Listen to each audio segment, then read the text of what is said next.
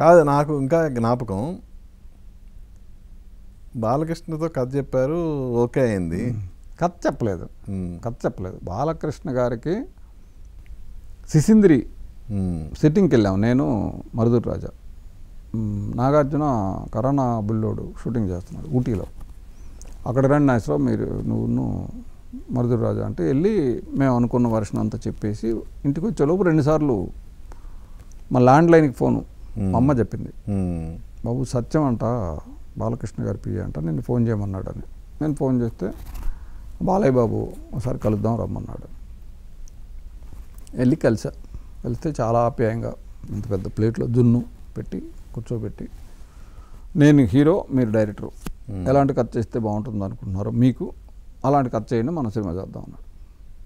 ఇది 3 రోజుల తర్వాత ఇంత ముక్క ఈనాడులో బాలకృష్ణ శివనాగేశ్వరరావు చిత్రం ఉంది. నేను తర్వాత ప్రభువుకి చెప్పాను, ప్రెస్ మీట్ పెడుతున్నాను, అందరికి కవర్లు ఇస్తాను. ఏం ప్రెస్ మీట్ అని. అప్పటికి బాలయ్య కోపం వచ్చింది, అది లేదు అనే విషయం తెలిసిపోయింది. నాకు సంబంధించిన న్యూస్ ఎవరు నేను చెప్పకుండా వేయకూడదు, అందుకనే కవర్లు ఇస్తాం మీ అందరికీ అని కూడా అనుకున్నాం.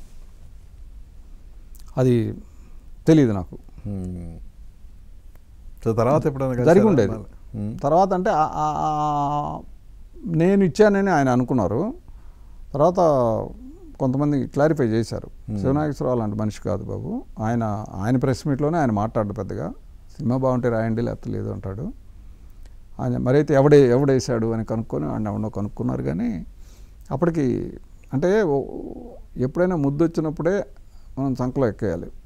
ఆ ముద్దు వచ్చిన స్థితి వీడి కారణంగా కొంచెం దూరం అయింది. తర్వాత ఒక 6 months తర్వాత ఎప్పుడో నేను విష్ చేస్తే బాగున్నారా అని కూర్చుండనేవాడు. అంతకుముందు అయితే 3 సీట్లు అవతల కూర్చోమనేవాడు. ఇక ఇవన్నీ